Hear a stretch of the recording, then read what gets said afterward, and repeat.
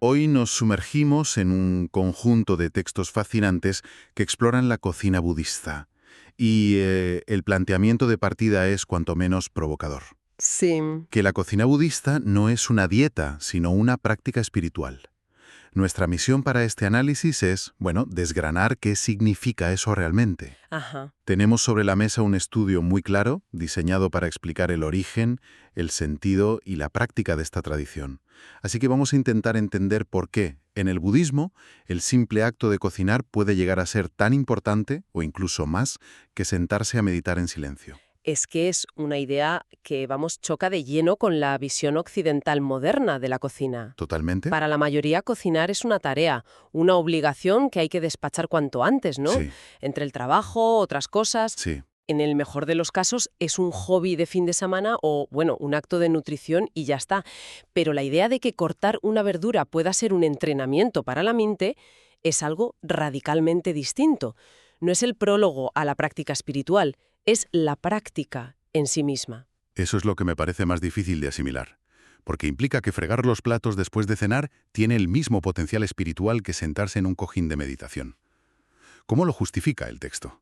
O sea, ¿en qué se basa para hacer una afirmación tan contundente? Pues se basa en que el objetivo no es la comida en sí, sino lo que ocurre en la mente mientras la preparas. El texto lo que hace es desglosarlo en, digamos, 4 pilares mentales que se entrenan en la cocina: atención, compasión, moderación y desapego. Vale, Y todo parte de un principio fundamental que lo impregna todo, el de no dañar, conocido en sánscrito como ahimsa. claro, el ahimsa, que es la razón por la que esta cocina es fundamentalmente vegetariana o vegana, ¿no? Para no dañar a los seres vivos. Exactamente, ese es el punto de partida más evidente. Pero el texto profundiza mucho más. El ahimsa no se limita a los animales. ¿Ah, no? ¿Qué va? Se extiende al respeto por los propios ingredientes, entendiendo que son un regalo de la tierra. Implica no desperdiciar nada, usar el tallo, la piel, las hojas. Todo tiene un propósito. Entiendo. También se extiende al respeto por la tierra misma, por lo que se priorizan los productos locales y de temporada, que no fuerzan los ciclos de la naturaleza. Y finalmente, al respeto por el propio cuerpo, al que se le da un alimento que nutre sin agitar. Un círculo de respeto completo. Mencionas agitar, y eso me lleva a uno de los puntos más curiosos que trata el material. Ajá. La prohibición en muchas tradiciones budistas de ciertos ingredientes, como el ajo, la cebolla, los puerros, el cebollino. Yo siempre he pensado que sería por alguna razón de pureza o, no sé, una simple superstición. Pues el texto lo aclara de una forma que lo cambia todo. La razón no es nutricional ni supersticiosa, es puramente psicológica. Psicológica. Sí, se les conoce como las 5 especias picantes o estimulantes. Se considera que crudas incitan a la ira y la pasión y cocinadas actúan como afrodisíacos, excitando la mente. Vaya. Ya sea que uno crea en esto o no, lo fascinante es el criterio. El criterio para incluir o excluir un alimento no es su perfil de vitaminas o si es bueno para el colesterol. La pregunta es, ¿cómo afecta a mi estado mental? ¿Me ayuda a cultivar la calma o me genera agitación? Vale. Entiendo lo de evitar el ajo porque excita la mente, pero en la práctica me cuesta imaginarlo. ¿Significa que la comida es sosa, que renuncia al sabor? Es una pregunta lógica desde nuestra perspectiva, ¿verdad? Acostumbrados a usar esos ingredientes como base para casi todo.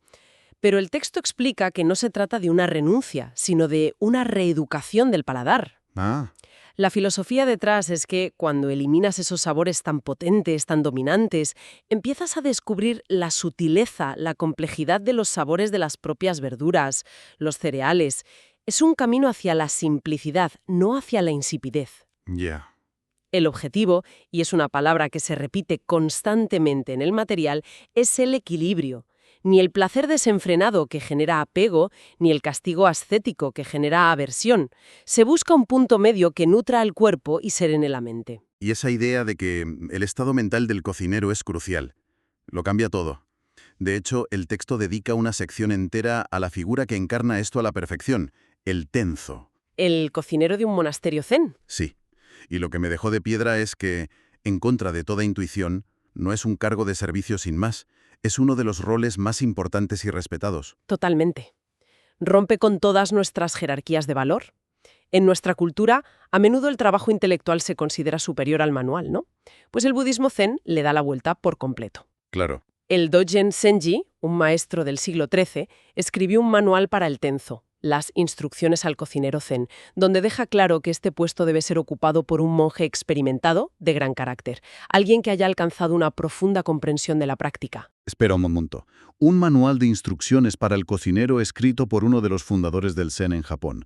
Eso te da una idea de la importancia que le daban. ¿Y qué tipo de instrucciones contenía? ¿Recetas? Nada de recetas, eran instrucciones sobre la actitud mental. Ah, El texto cita varias enseñanzas que son como, puñetazos de sabiduría. Por ejemplo, maneja incluso una sola hoja de una verdura con la misma atención que dedicarías a tu propia vida. uf. O esta otra, cuando laves el arroz, observa el arroz. El arroz te está observando a ti.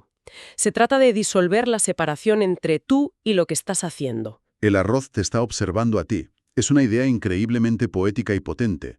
Y el texto menciona otra que me impactó mucho. Cocinar con enfado transmite enfado. Exacto. Esto implica que la energía o el estado de ánimo del cocinero se transfiere a la comida y por tanto a quien la come. Eso es.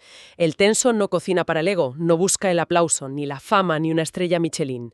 Su práctica, como la describe el texto, es un acto puro de servicio y compasión hacia la comunidad. Claro. Debe cocinar con lo que hay, sea mucho o poco. Si solo hay unas pocas verduras sencillas, su desafío es sacar lo mejor de ellas, presentarlas con cuidado, con gratitud. El desperdicio no es solo un error económico, es un fallo espiritual. Se ve como desperdiciar vida. Entiendo. La cocina se convierte en su zendo, su sala de meditación, y el texto llega a decir que el fuego de los fogones es su maestro, enseñándole paciencia y transformación. Me estoy imaginando la presión. No es solo que la comida salga rica, es que tu estado mental mientras la preparas está afectando la práctica espiritual de toda una comunidad. ¿El texto da algún ejemplo concreto de algún tenso? Sí, menciono una historia clásica sobre el propio Dogen. Antes de alcanzar la iluminación, viajando por China, vio a un viejo monje, un tenzo, secando setas bajo un sol abrasador. Ajá. El monje estaba encorvado por la edad, sudaba, y Dogen, lleno de compasión, le dijo: «Venerable señor, con su edad, ¿por qué hace un trabajo tan duro? Podría pedirle a un ayudante que lo hiciera». Claro, lógico. Y el viejo tenzo le respondió sin dejar de trabajar: «Los demás no son yo». Dogen insistió: «¿Pero por qué hacerlo ahora, con este calor?». Y el monje replicó: «Si no lo hago ahora, ¿cuándo?». En ese momento Dogen comprendió la esencia de la práctica. ¡Wow! No posponerla, no delegarla. El momento de la práctica es ahora, y el lugar es aquí, ya sea secando setas o fregando el suelo. Los demás no son yo. Es una lección de responsabilidad personal radical. Entonces, si el acto más básico para la supervivencia, como es cocinar, se convierte en el centro de la práctica espiritual, eso significa que no hay separación, que cualquier cosa puede serlo. Has dado en el clavo. Es la disolución de la frontera entre lo sagrado y lo profano. Y esto nos lleva al ejemplo práctico más refinado y conocido que el texto desarrolla a continuación. El Shōjin Ryori. El Shōjin Ryori, la cocina de los monasterios zen en Japón. El texto explica que el propio nombre ya es toda una declaración de intenciones. Desde luego. Shōjin se traduce como esfuerzo diligente o devoción, y Ryori es cocina. Así que es algo como la cocina de la devoción. No es comida para el espíritu, es el espíritu manifestado en la comida. Y sus características son la materialización perfecta de esa filosofía. Es una cocina 100% vegetal que se rige por un principio fascinante: la regla de los 5. Sí, esto es una maravilla. Cada comida, según el texto, debe intentar incluir un equilibrio de 5 colores: verde, rojo, amarillo, blanco y negro. 5 sabores: dulce, salado, ácido, amargo y umami. Ujú. Y 5 métodos de cocción. Eso es: crudo, al vapor, hervido, a la parrilla y frito. A primera vista puede parecer una regla culinaria muy compleja. Sí, puede parecerlo, pero el texto insiste en que su propósito no es la complejidad ni el espectáculo. La intención no es abrumar al comensal, sino todo lo contrario: armonizar. Se describe cada plato como simple, silencioso y preciso. Entonces, la pregunta clave es, ¿por qué esta regla de los 5? ¿Es solo una cuestión estética? Y la respuesta que da el material es que va mucho más allá, ¿verdad? Tiene que ver con una visión holística de la salud. Efectivamente. La filosofía detrás, según se explica, es que esa combinación busca un equilibrio nutricional y energético completo. En la medicina tradicional oriental, los colores y los sabores se asocian a distintos órganos y elementos, el verde al hígado, el rojo al corazón. Ya. Así, una comida con los 5 colores y sabores está, teóricamente, nutriendo el cuerpo de forma integral. Es una forma de cuidado holístico, partiendo de la base de que un cuerpo en equilibrio es el mejor soporte para una mente en equilibrio. No es solo nutrición, es medicina preventiva a través de la armonía. El texto resume toda esta práctica en una frase que me parece para enmarcar. ¿Cuál? Menos ingredientes, más conciencia. De la gastronomía de vanguardia, ¿no? Que a menudo se basa en la complejidad, la fusión, la técnica abrumadora. Cierto. El Shojin Ryori propone justo lo contrario. La maestría no reside en enmascarar un rábano con 20 salsas, sino en ser capaz de cocinarlo de una forma tan pura, tan precisa, que su verdadera esencia, su sabor original, brille por sí mismo. Requiere una atención y un respeto inmenso por la materia prima. Y eso conecta con otra enseñanza clave del Buda que menciona el texto, la del camino medio. La idea de que el camino correcto no está en los extremos. Exacto. El texto lo aplica a la comida de forma brillante. Un extremo es el apego al placer, el hedonismo del gourmet, que solo busca sabores intensos y nuevas experiencias. Eso, desde la perspectiva budista, genera ansiedad, deseo y, al final, sufrimiento. Claro. El otro extremo es el desprecio por el alimento, el ascetismo extremo que ve la comida como simple combustible y la come con desgana o incluso con aversión. Eso se considera una forma de ignorancia, de no valorar el milagro de la vida que nos sustenta. Ajá. El camino medio del Shojin Ryori es apreciar, agradecer, disfrutar de la belleza y el sabor de una comida sencilla, pero sin aferrarse a ella. Comer con gratitud y desapego. Un equilibrio perfecto. Entonces, ¿cuál es la conclusión de todo esto? ¿Qué tiene que ver una filosofía monástica de hace siglos con nosotros hoy, en nuestro mundo acelerado y digital? Pues el texto traza una línea muy directa. Sostiene que esta filosofía ancestral inspira, consciente o inconscientemente, muchas corrientes actuales. El movimiento Slow Food, por ejemplo, con su énfasis en el producto local, de temporada, el comer sin prisas, bebe directamente de aquí. Ya. En Full Eating, que nos invita a prestar atención a cada bocado, a las texturas, a los sabores, es básicamente una versión secularizada de la práctica monástica.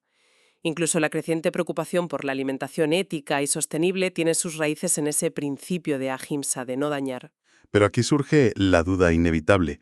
¿Es todo esto una moda pasajera?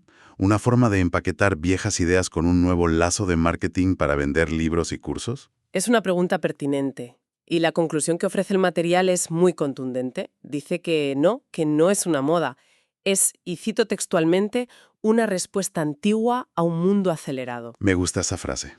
El valor para nosotros no reside en seguir las reglas al pie de la letra como si fuéramos monjes zen, porque no lo somos, no.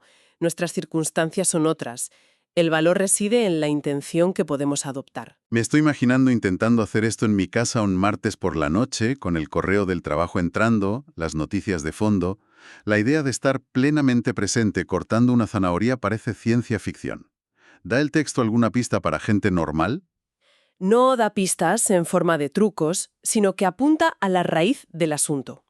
La idea no es añadir una tarea más a nuestra ya larga lista de cosas que hacer para estar bien. Es transformar una tarea que ya hacemos cada día. Claro. Y ahí llega la idea final, la más potente de todas, con la que cierra el estudio. Es una afirmación que te deja pensando.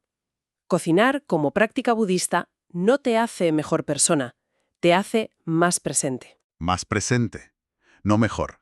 Eso es un matiz crucial. Es el matiz que lo cambia todo. No se trata de acumular puntos kármicos o de alcanzar un estatus moral superior por comer de forma pura. Se trata de algo mucho más práctico y terrenal, recuperar la capacidad de estar aquí y ahora. Ajá. En una era definida por la distracción constante, el ruido digital, la multitarea, la capacidad de anclar toda tu atención en una tarea tan fundamental como preparar la comida es en sí misma revolucionaria. Es un acto de resistencia contra la fragmentación de nuestra conciencia. Sentir la textura de una patata, oler el vapor del arroz, escuchar el aceite en la sartén, es un ancla a la realidad. De acuerdo. Hagamos un resumen de las ideas clave.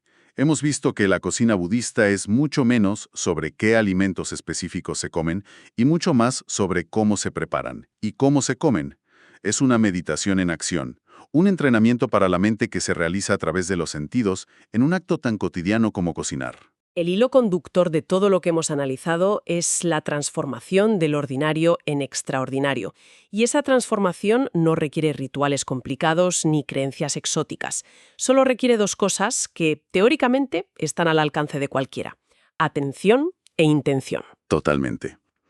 Y para terminar, los textos dejaban una nota al final, casi como una idea para un futuro desarrollo, que me ha parecido una reflexión perfecta para que nuestra audiencia se quede pensando. A ver. La nota sugería explorar la idea de un tenso en la cocina contemporánea. Y esto plantea una pregunta muy interesante. ¿Cómo sería un tenso moderno? ¿Sería necesariamente un chef de alta cocina que prioriza la sostenibilidad, el producto local y el silencio en su equipo?